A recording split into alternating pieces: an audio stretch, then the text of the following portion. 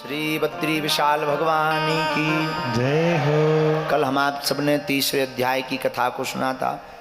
उसमें हमने श्रवण किया कि साधु नाम के बानिया ने सत्यनारायण भगवान की कथानी का संकल्प पूर्ण नहीं किया, परिणाम उसको कष्ट पाना पड़ा, उसे जेल में जाना। बाद में जब उसकी पत्नी ने लीलावती ने और पुत्री कलावती ने जब कथा सत्यनारायण का व्रत अपने घर पर कराया, तब राजा चंद्रकेतु के स्वप्न में भगवान गए और क्या कहा, हे राजा, प्रातः काल होते ही उन दोनों चोरों को छोड़ दो, उनका जितना धन लिया है दे दो, वरना तुम्हारा राजपुत्र आदि सब नष्ट कर दूंगा। साधु नाम के बानिया को छोड़ा गया, दुगना धन राजा ने दिया, दोनों नावों पर सामग्री रख करके विदा होने लगे। यहाँ तक हम लोगों ने कथा को श्रवण किया था। आज अब चतुर्थ अध्याय की कथा को गाएंगे। लक्ष्मी नारायण भगवान की जय हो।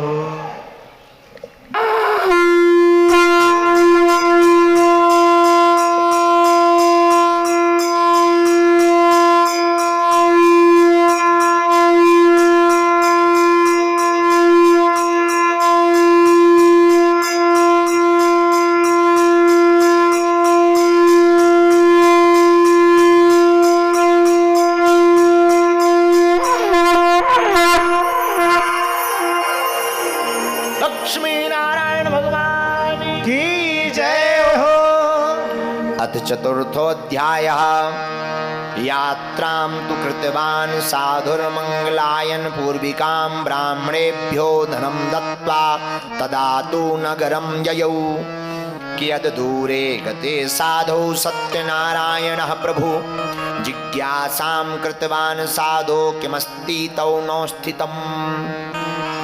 श्री सूत जी बोले, हे मुनियो, जब वह साधु नाम का बानिया राजा के पास से धन लेकर के अपने नगर को चलने लगा तो मंगलाचरण किया, ब्राह्मणों को उसने धन भी दान में दिया और अपने नगर के लिए जाने लगा। साधु बानिया कुछ ही दूर निकला ही था कि भगवान ने सोचा इसकी परीक्षा ले ली जाए, अभी भी इसने सत्य को अपनाया है या नहीं, सत्य को स्वीकार किया या नहीं, सत्य बोलेगा या नहीं, ऐसा भगवान ने विचार किया। भगवान सन्यासी का भेष धारण करके परीक्षा लेने के लिए आए। नाव में धन भरा हुआ, मद से चूर। जब सन्यासी जी ने आकर के पूछा कि हे साधु बानिया, तुम्हारी नाव में क्या है, क्या भरा है, तब धन के मद में चूर दोनों महाजन, दोनों साधु बानिया और उसका दमाद अब हेलना पूर्वक हंसते हुए बोले, अरे महात्मा, अरे ओ दंडी स्वामी, आप क्यों पूछते हो, क्या तुम्हारा धन चुराने का इच्छा है, क्या धन लेने की इच्छा है? महाराज, हमारी नाव में तो लत्ता पत्रादि भरे हुए हैं, झूठ बोल दिया कि हमारी नाव में धन नहीं है, लता पत्रादि भरे हुए हैं। यह बात सुनकर के दंडी सन्यासी का रूप धारण करने वाले भगवान ने कह दिया, जाओ, तुम्हारा वचन सत्य हो, निष्ठुरम चावचः, निष्ठुरम चावचः श्रुत्वा सत्यम भवतु ते वचः। जाओ, तुम्हारा वचन सत्य हो। ऐसा कह करके भगवान कुछ दूर जा करके समुद्र के किनारे बैठ गए। जाकर जब भगवान बैठ गए, इधर साधु नाम का बानिया दंडी स्वामी के जाने के बाद नित्य क्रिया करके निवृत्त हुआ, स्नान आदि करके निवृत्त हुआ और घर जाने के लिए जैसे ही नाव के पास आकर देखा तो जो नाव धन से भरी हुई दबी थी, वह लता पत्रादि की बाणी दंडी सन्यासी की लग गई, वह नाव ऊपर पानी में आ गई और इतराने तैरने लगी जैसे उसमें कुछ हो ही ना। साधु नाम के बानिया को संदेह उत्पन्न हुआ, पहले तो नाव थोड़ी पानी में झुकी हुई थी, अब ऊपर आ गई, क्या बात है? जैसे ही जल में जाकर नाव में जाकर के देखा, अत्यंत आश्चर्य में पड़ गया। नाव में धन की जगह लता पत्ते भरे हुए हैं, यह देख करके मूर्छित हो करके जमीन पर गिर पड़ा, अचेत हो गया। बड़ी मुश्किल से तो डबल धन मिला था, वो ही चला गया। अब पत्र लता पत्रादि बन गए, पत्ते बन गए, फूल बन गए, लता टहनियाँ बन गई हैं। रोने लगा, मूर्छित होकर के जमीन पर जब गिर पड़ा। दामाद जगाने की कोशिश करने लगा, खूब चिंता में पड़ गया। तब दामाद ने जगाया, प्रयत्न किया और कहा कि आप शोक ना करें। आप शोक क्यों करते हैं? ये तुम्हारे झूठ बोलने का ही परिणाम है। लगता है यह श्राप दंडी स्वामी की वचन का प्रभाव है। उन्होंने श्राप दे दिया। अब अगर वह वैसा ही चाहते हो तो चलो उनकी शरण में चलते हैं, सत्य का पालन करते हैं, वह सब कुछ कर सकते हैं, इसमें कोई संशय नहीं है। हमें उन्हीं की शरण में चलना चाहिए। साधु बानिया ने सोचा मरते क्या नहीं करते, बर्बाद तो हो ही गए, चलो। दामाद के साथ में दंडी स्वामी जहां किनारे पे बैठे थे वहीं आ गए। महाराज प्रणाम, आपकी जय हो। आदर पूर्वक प्रणाम करने लगा। पहले अवहेलना पूर्वक हंस रहा था, अब आदर पूर्वक प्रणाम कर रहा। काम पड़े कछु और है, काम करे कछु ब्याह होते के बाद में नदी सिरावत मो। काम निकलते ही कुछ और है, काम पड़ते ही कुछ और है। पहले अवहेलना करके साधु की मजाक बनाकर हंस रहा था ये, अब जब सब बर्बाद हो गया तो भगवान याद आ गए। ये हम लोगों का भी यही हाल है। जब तक सब कुछ बढ़िया बढ़िया चकाचक रहता है तब तक कुछ याद नहीं आते। जहां घुटनों का दर्द हो जाए, बेटा बेकार निकल जाए, घाटा लग जाए, सोई बागेश्वर धाम याद आ जाते हैं। तो एक संत ने कहा, दुख में सुमिरन सब करे, दुख में सुमिरन सब करे, सुख में करे न को। और जो सुख में सुमिरन करे सो दुख काहे को। रोने लगा। महाराज जैसी गया, हमने आपके सामने असत्य भाषण को कहा, हमारे अपराध को क्षमा करो। बार बार वह रोते हुए शोक में भरा होकर के, व्याकुल होकर के रुदन करने लगा, रोने लगा, दंडवत प्रणाम करने लगा और कहा, हे महाराज हम आपकी माया को नहीं जानते, आप ब्रह्म हो, ब्रह्मादि भी आपकी माया को नहीं जान सकते, तब हम साधारण मनुष्य कैसे जान सकते हैं? हम पर कृपा करो। तच्छ्रुत्वा भगवद्वाक्यम स्तुतम करतु समुद्धतः। बार बार रोते हुए वह साधु नाम का बानिया चरणों में गिर पड़ा। हे प्रभु, आश्चर्य की बात है, आपकी माया बड़ी विचित्र है।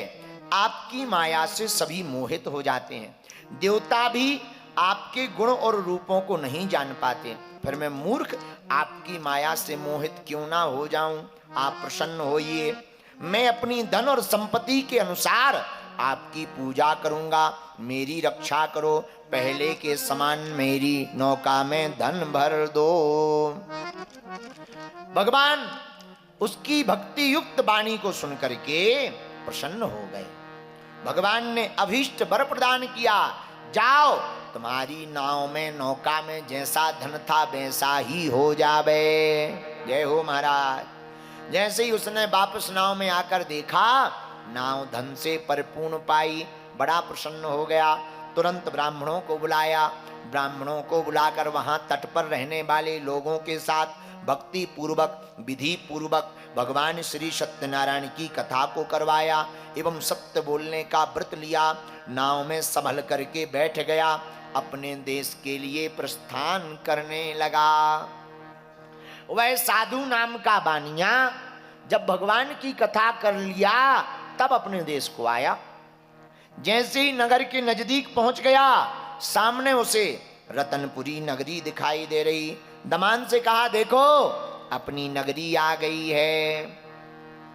एक दूत को किनारे से कहा, जाओ घर पर खबर करो नगरी में कि हम जो है बहुत सा धन लेकर के नगर में साकुशल दोनों वापस आ गए, ऐसी खबर हमारे घर पर जाकर दो। जैसे ही दूत नगर में साधु बानिया के घर पर गया तो उसने साधु की भार्या को, पत्नी को देखा कि यह हाथ जोड़ करके बड़े प्रेम पूर्वक श्रद्धा पूर्वक कोई व्रत अनुष्ठान कर रही हैं। वह साधु की पत्नी लीलावती, उसकी पुत्री कलावती, कोई और व्रत नहीं, सत्यनारायण भगवान का ही व्रत कर रही थी। इतने में दूत आ गया, आपकी जय हो। हाँ, क्या बात है, क्यों आए हो? मैया, अपने नगर के निकट में आपके स्वामी जी, आपके पतिदेव, साथ में दामाद, दोनों लोग साकुशल बहुत सा धन धान लेकर के वापस आ गए। इतना सुनते ही लीलावती बड़ी प्रसन्न हुई, कलावती भी प्रसन्न हुई। लीलावती ने अपनी पुत्री से कहा, बेटी तुम सत्यनारायण की कथा पूरी करके आओ, थोड़ी रह गई है, हम दर्शन करने जा रहे, हम पति के दर्शन कर लें, बहुत दिन हो गए, हम दर्शन करने जा रहे। इतना कह करके चली गई। और तुम भी सत्यनारायण भगवान का व्रत पूर्ण करके तुम भी प्रसाद पा करके आ जाना। पर लीलावती ने अनसुना कर दिया।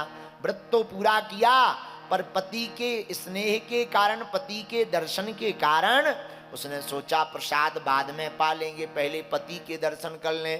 प्रसाद को अलमारी में रख दिया और दौड़ती हुई पति के दर्शन को गई। इससे भगवान सत्यनारायण रुष्ट हो गए। और साधु नाम का बानिया तो किनारे पर खड़ा था, पर कलावती का पति नाव में बैठा था संपत्ति के पास। उसी समय भगवान ने ऐसी झोंका की लीला की, भयंकर हवा का झोंका लगा और देखते ही देखते कलावती के पति जिस नाव में बैठे थे, वो नाव, उसका पति, दोनों कब डूब गए पता ही नहीं चला। अब तो रोने लगी। ये क्या अपराध है? भगवान के प्रसाद को ना पाने का अपराध है।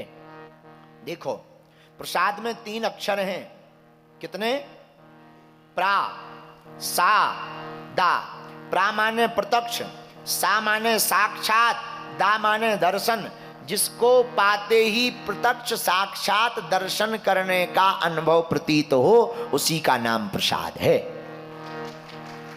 इसलिए प्रसाद को प्रेम पूर्वक, प्रा प्रेम पूर्वक, सा साक्षात, दा दर्शन मानकर भगवान के प्रसाद को पाना चाहिए, तिरस्कार नहीं करना चाहिए, वरना महापाप लगता है। ना पा पाओ, पोटली बना लो, थोड़ा सा किंचित मात्र पालो, पोटली बना लो, बांट दो, सबको दे दो, जो मिले दे दो। और ना पा पाओ, कोई है नहीं, गौ माता को पवा दो। गौ माता नहीं है, विदेश में रहते हो, जल में जीवों को पवा दो। पर भैया, प्रसाद का तिरस्कार नहीं करना चाहिए। कलावती ने प्रसाद का तिरस्कार किया। देखते ही देखते उसका पति नाव सहित डूब गया पानी में। तथा कलावती कन्या ना विलोक्यम निजम पतिम शोकेन महिता तत्र रुदंती चापदत भुवि। रोने लगी। हमारे पति देव चले गए हैं। तुरंत खड़ा उली और सती होने के लिए तैयार हो गई। उधर भगवान का सिंहासन डोला। भगवान ने देवताओं से पूछा, हमारी सिंहासन डोलने का कारण क्या है? तो देवता बोले, महाराज, मृत्यु लोक में कोई स्त्री अपने पति के साथ सती होने के लिए आतुर है, सती होने चली है। भगवान बोले, किस कारण? बोले, प्रसाद ना पाने के कारण उसका पति नाव में डूब गया, जल में डूब गया नाव सहित। भगवान बोले, जाओ व्योम वाणी कर दो, आकाशवाणी कर दो। तब तक साधु नाम का बानिया रोने लगा, लीलावती भी रोने लगी। हे भगवान, हमसे क्या भूल हुई है, हमको क्षमा करो, हमारे दामाद का से क्या अपराध हो गया। हे प्रभु, यदि हमारा दामाद साकुशल सजीवित आ जाएगा, जीवंत हो जाएगा, सामने दिख जाएगा, मिल जाएगा, हम पुनः हर महीने आपके व्रत, सत्यनारायण भगवान के व्रत को करेंगे। आकाशवाणी हुई, हे साधु नाम का बानिया, हे साधु बानिया, तुमने भगवान की कथा के प्रसाद का तिरस्कार किया है, इसलिए तुम्हारी बेटी का पति दिखाई नहीं पड़ता है। यही है प्रसाद। यदि यह प्रसाद पाकर सा सम्मान पूर्वक प्रणाम बंदन करके क्षमा याचना करे तो निश्चित ही पति प्राप्त होगा।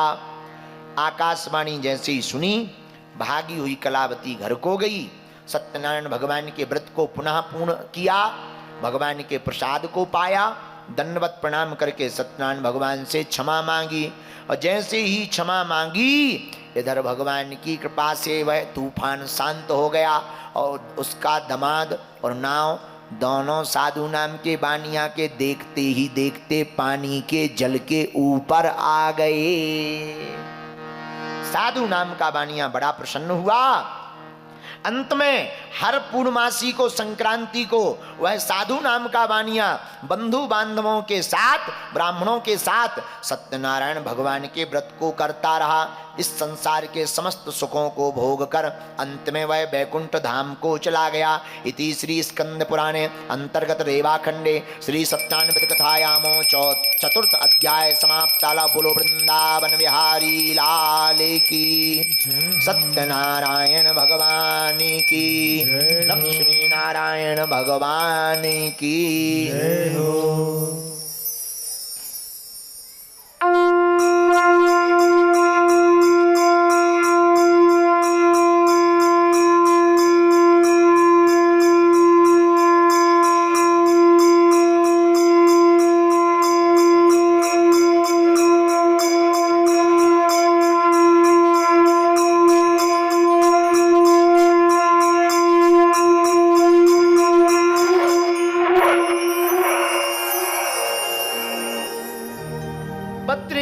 भगवान की जय हो। इस प्रकार ये चौथा अध्याय पूरा हुआ।